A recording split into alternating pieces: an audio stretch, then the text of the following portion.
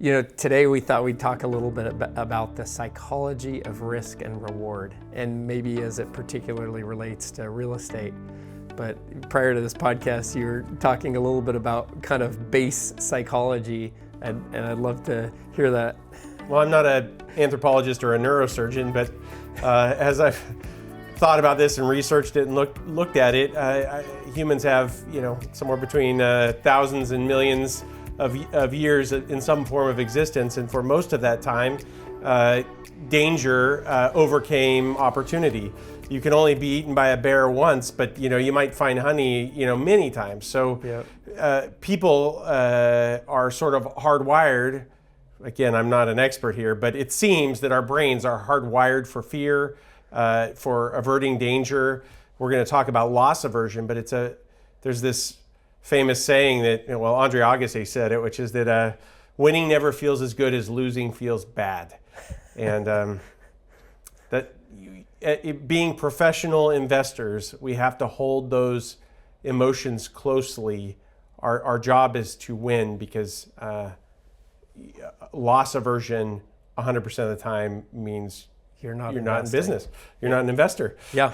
Yeah, and I mean, you look at the stock market, all you have to do is look at the stock market and you see this exuberance of investor psychology, whether it's exuberance up or exuberance down. And Howard Marks, among others, speaks to how our job as professional investors is to be able to kind of quiet that exuberance, but we are always factoring in our real world experiences. So you mentioned loss aversion. Maybe you could speak a little bit to how loss aversion plays out in our everyday.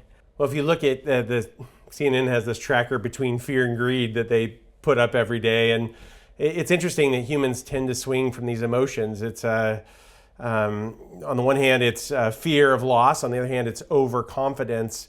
And I don't exactly know where to go with that, other than to say, we often say as we're talking about something, let's put this on the table. Mm-hmm. So the extent an emotion is sort of rising up within us, I personally, I often like to say, well, let me just set on the table this. Yep. And set the table. Once it's sort of there, this is getting a little meta, sort of thinking and then thinking about thinking and then thinking about your systems of thinking. But it's important to go to those different levels and think about why your thoughts are constructed the way they are, and ultimately what you're trying to accomplish. This is also why it's been such a wonderful interplay between us as business partners, because we have that sounding board that I feel like sometimes as a solo entrepreneur or as a solo investor, you don't have that ability to sift through, because loss aversion is a real thing. But the reason it's a real thing is because losing is really bad. Yeah. And so being able to, as you said, set on the table and recognize that some of those feelings, those apprehensions about, oh my gosh, we're doing a deal in, I'm going to use a city we've never invested in, but we're doing a deal in Phoenix. I remember the last deal we did in Phoenix. It was horrible. Do we want to do another deal in Phoenix? And being able to simultaneously recognize that there is value in that sentiment and what's the underlying cause. Why did the deal in Phoenix go bad? What were the circumstances there, and what can we learn from that, while not also allowing ourselves to be crippled that, hey, we're never doing a deal in Phoenix again. Well, and you have older companies that might have come with more baggage. You have more entrepreneurial companies that might come with more risk. There will be baggage in business and in real estate and in life. It's important to, again, set that baggage on the table and say, okay, Phoenix did me wrong in 1984, but let's recast the fundamentals of this decision. There's both the quantifiable and the qualifiable. Like data sort of gets you to the table, but conviction gets you to success. And you need both of those pieces, and they have to play into each other, because data also drives herd mentality. And conviction allows a pivot from that. And let's talk a little bit about market psychology and how the market cycles amplify that psychology. Because we've all seen we'll set real estate market cycles aside for a moment, but as we look at the stock market, it is characterized by these massive swings that are disconnected from the underlying facts or the realities of their circumstances. But real estate is a cyclical business by its very nature, and that is because of the fact that we are dealing with human psychology. And that human psychology allows us to get to this frothy exuberance, and then it allows us to descend into the pits of despair. And our job as an investor is to be able to moderate those as much as we can to kind of take the peaks and valleys off, essentially, at least in our investing, to be able to, when everyone is exuberant and frothy, to recognize that there may be merits to the market, but that also can mean that we're getting close to the end. And also at the bottoms, to recognize that we may be in the pits of despair, but at the same time, that the bottom signals a turning or a change in that market dynamic. Well, there's a lot of ways to invest. There's a lot of ways to make money. There's certainly a lot of ways to lose money. There's a common sentiment that you should let the market recover 10% before you go in. There's not a great reward for being first.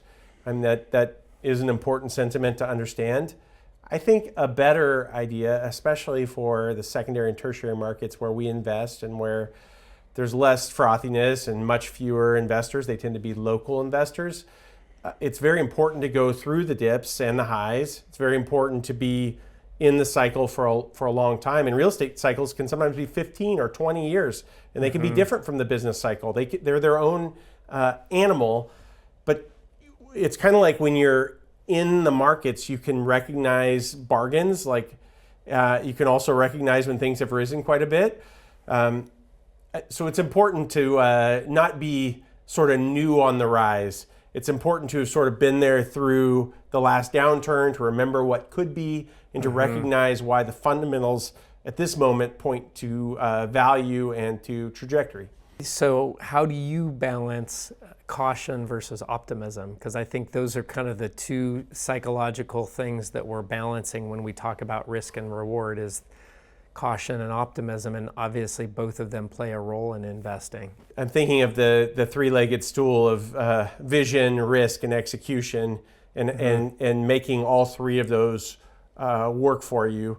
Vision is sort of the mission you're trying to accomplish. It's the idea of what you have. Risk is the safeguards so that you don't go off the rails. And execution is where value really lives. So it's one thing to have a sense of where the market is, but almost everything we buy is at a percentage of replacement cost. Almost everything we buy is towards 50% of replacement cost. So we can know that, like, hey, when new supply comes on, number one, there hasn't been much, and number two, it's going to take 2 years to build, and number three, it's going to be at this cost basis, which means when we came in at half that cost basis, we can charge 60 or 70% of the rent and still be way ahead of this group. So I would say safety for us, macro's incredibly important and valuable and fickle. Execution is where safety and opportunity primarily lives for us. Yeah, and I would say that optimism is what allows us to have that conviction that we can execute on. But caution is also the lived experience of what we have already been through, and using that to inform the optimism of this particular next investment that we're making, or this particular market that we're entering, or whatever that opportunity set may be. So let's pretend you're advising someone else. What advice would you have for speaking to a younger entrepreneur or investor about overcoming emotional decision making? It's a great question, and I think it does matter what the age of the person is, because the age also denotes the experience level. When you're talking about a young, ambitious entrepreneur, that's someone who has a high level of optimism. They may also have a lower level of caution or a lower level of experience. What I would recommend in that case is surrounding yourself with mentors and advisors who can act as that balance between the optimism and the caution, the risk and the reward, and they can help you spot blind spots along the way that you may not otherwise recognize because you simply don't have the experience or the track record. I will flip that a little bit and say, what advice would you offer to an investor that is maybe later in their life? Maybe they are just getting more involved in their investing because they're getting closer to retirement. Those type of investors, often their experience and therefore their caution often is what needs to be tempered a little bit, because a lot of times the best investing opportunities are ones that have that high conviction, that require that level of optimism.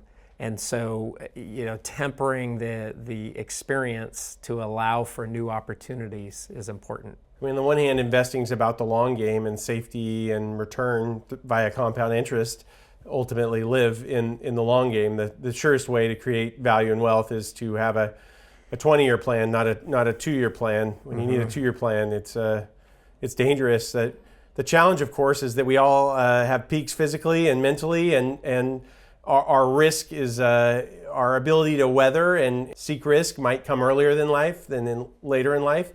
So it's important to know your time horizon.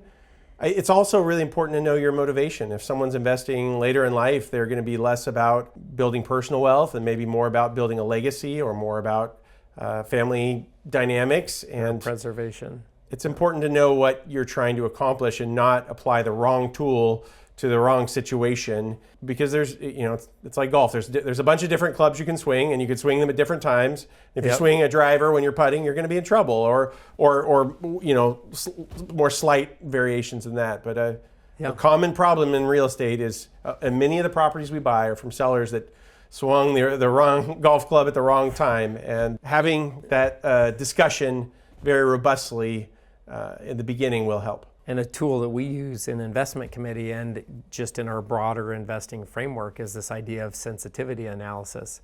Because what sensitivity analysis looks at is, okay, here's what I anticipate to happen. Here's kind of our best understanding of where we think this investment will happen.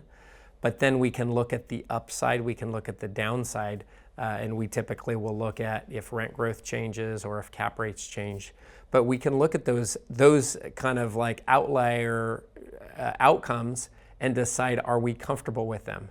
So an investor early in their investing career who has a long runway may have a wider dispersion of outcomes that they're comfortable with, whereas an investor that is later in their investing and getting more toward the harvesting phase may have a much tighter distribution of those outcomes. But being able to sensitivity analyze a particular investment and say, okay, well, what if these factors happen and it looks more like this? Or what if these factors happen and it looks more like that? Am I okay with that outcome? Yeah. I heard a paraphrase of Sun Tzu's advice the other day, which is that strategy eats tactics for breakfast. And the main idea is that you may see the market doing something. You may see NVIDIA stock going through the roof, and you may say, well, buy it now. But a tactic, number one, it's probably mistimed, because as soon as you're hearing about it, it's too late, is worthless without playing into an overall strategy. You have to start by, when you're looking at psychology of investing, what am I trying to accomplish?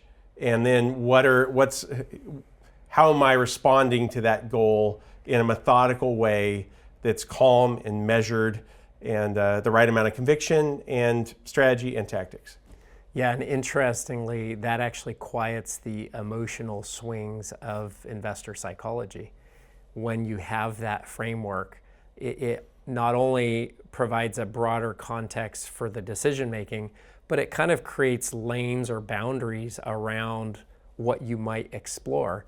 And that helps, that is a great tactic to help quiet that emotional roller coaster that we as investors can at times feel.